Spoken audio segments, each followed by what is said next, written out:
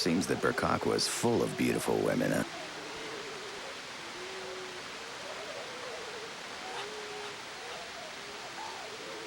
Look at that. 2 broads. Not bad, huh? Tell me, Jaster, which one's more your type? Who's there?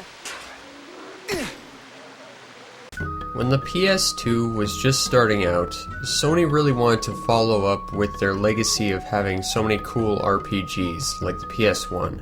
And to do so, they looked to a small company known as Level 5. Level 5 responded with not one but 2 absolutely great games with the Dark Cloud series. And with 2 kick-ass titles under their belt, they decided to throw together a budget and create a third. And what we got was a little game about pirates called Rogue Galaxy. Rogue Galaxy is the story of Jaster Rogue, some kid living out in the boondocks desert planet. One day he meets a mysterious man who gives him a magical sword, and soon he gets dragged off the planet by 2 strange people, mistaking him for the man. Hoping to hire him on behalf of a great pirate by the name of Dorgan Goa, Jaster decides to go along to explore the galaxy. Alright, let me stop you right there. If you're detecting a few thousand different bits of inspiration from the original Star Wars, you're not alone. It very much takes this idea.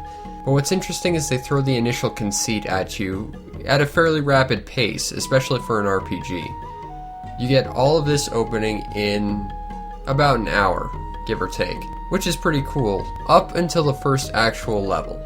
Once Jaster takes off into space, the pirate ship crashes and gets stranded on a jungle planet. Now this is a cool way to start the game, except that you are now spent stumbling around a bunch of green corridors that all look the same for 4 hours, and every 10 steps you run into a cutscene where someone complains about how technology is evil and how it's more about the wielder than the actual technology. All of it having absolutely no bearing on the actual plot, but more about the general area. And that's where this first roadblock to this game comes from. It starts off on a terrible foot. While the tutorial area is absolutely great and it throws so much plot at you super fast, despite how much it lifts from Star Wars, the plot couldn't stop any harder if it ran straight into a brick wall. However, once you get off this second planet and the story really kicks in, the plot is fairly interesting for the most part. Now, it wouldn't be a JRPG without the characters, and let me tell you, this is not a character-driven RPG. For the most part, while the characters themselves are interesting, such as Jaster, an Amazon, Yuri Lowenthal bot, a short Scottish guy, a kick-ass bounty hunter, and a few others, while they're all fairly cool, there is no character development with them. Their entire character arc seems to exist for about as long as it takes to introduce them, and for the rest of the time they're just kinda with you. Except for Lowenthal bot, who gets a plot developing cutscene every time you want to save, which is just a bizarre way to do it. Like, every time you want to save, the game will stop you so you can watch a cutscene. That seems like the worst possible time because you just want to save because maybe you gotta go somewhere. So it doesn't make a ton of sense.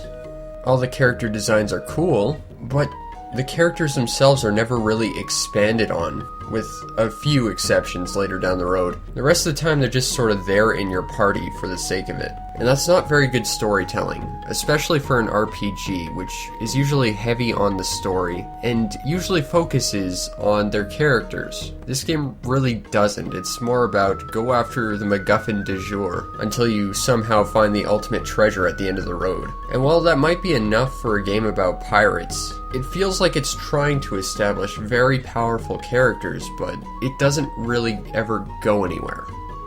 The exploration is a bit of a mixed bag.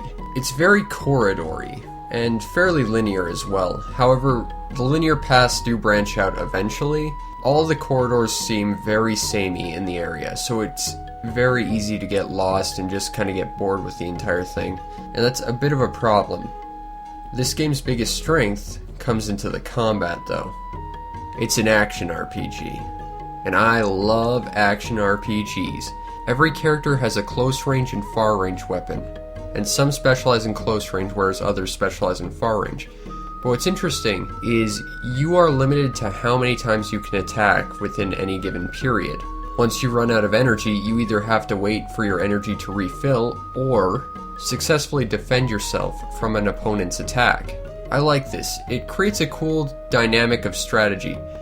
Do you want to risk yourself getting hurt in order to attack faster, or do you wish to just sort of hang back and try and run away until your energy returns?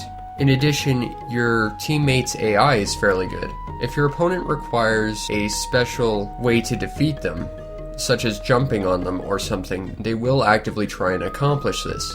On top of this, they're fairly smart about their abilities and item usage. Usually in battle, a small text prompt will appear from one of your characters. But what's interesting about this is they always give you a choice. You can either go on the offensive with an attack, or your teammates can use a healing item or a buff. So you don't have to worry about your teammates wasting items or being totally stupid, because you always have a hand in their ability or item usage, without having to micromanage them on the smallest level, pausing the game in between. This means combat has a fairly decent flow to it, and I really like that. The game has a nice cel-shaded art style. However, it's not really used for any real effect. They're not trying to accentuate any sort of character expressions or anything. That said, it still looks very nice. What's more, every character's outfit and weapon change their character model. And while this is a small touch, it shows that the developers were willing to put in the extra time, money, and manpower to make it look more visually appealing. The sound design is something of a mixed bag. While I think that the voice acting was, for the most part, fairly well done, the soundtrack isn't terribly great. You'll usually hear the same opening beats to every song over and over and over, especially considering that every overworld song starts over after a battle, and because the encounter rate is so high, you're just going to keep hearing it frequently, and that does get quite annoying. And on a personal note, I would love to strangle the guy who thought a generic bongo beat would be the optimal soundtrack for the longest planet in the most bland world ever. And I know I'm going back to the first real world an awful lot and harping on it, but I think that's probably the most accurate thing about my experience playing this game that I can talk about. I have played through this game a few times, and I've tried to play through it several more, but it's always that second planet that stops me, because it just feels like it goes on forever and ever, and sometimes I just can't stand it. So that is something to keep in mind. There is a fairly decent amount of replayability. Every once in a while in combat, you'll be given a specific challenge, and if you complete it, you'll get rare items. You have your ability chart, which requires you to sacrifice certain items so that your character can learn new abilities. And while I really like this system, you're limited to what abilities you can learn based on your inventory. And sometimes you can't gain all the items you'd want to learn your abilities, either by factor of where you are in the story or what map you're on. This limits your abilities, and ultimately, until the end, you're pretty much stuck based on your progression. And this felt really hampering. So while I like the idea on paper, it wasn't well executed. I think that to work better, it has to allow you to get all the items you'd need whenever you need them. Granted, some would require a lot more work than others, but simply barring you for what you can learn and can't based on where you are in the story really limits how much personal character advancement you can make based on your own playstyle, which can make the game more challenging than it needs to be. There's also the factory, which is this game's equivalent of the Georama from Dark Cloud. However, it's not utilized anywhere near as well as the Georama was. Basically, you run around and talk to certain people, they'll give you an idea for an item you can make. Then you have to build a factory around how to make this item. And this requires some light puzzle solving, which is a good way to break up the flow of gameplay. However, there's only about 20 or so different items you can make, and once you've made them, you still don't own them. You have to actually go to a store and then buy them. And that seems a little bit odd, especially for one-of-a-kind items, such as very rare weapons or stuff that you've actually donated your materials to make, you still don't own, and that never made sense to me. There's also the Insectron, which is a neat little minigame. Essentially, you get a bug catching kit, and what you do is you drop your bug catching kit anywhere, in any world, along with a little bit of bait. You run off, kill a little bit of time, come back, and your kit might have caught a bug. If it has, you can capture this bug, train it, and then have it fight other bugs in a sort of chess match. You can even have your bugs breed to make super bugs. I like this, but it does require a lot of time to sink in, and some of them are very hard to get. Still, it's fun for a little while if you're interested in little side attractions. Overall, Rogue Galaxy has a ton of replayability if you're interested. If you're not willing to go out of your way to upgrade your weapons, or make new items, or go after Insectrons, the game still provides a decent length, but I think it almost requires you to go after all these side missions just to take a break from all the corridors you're going to be running through.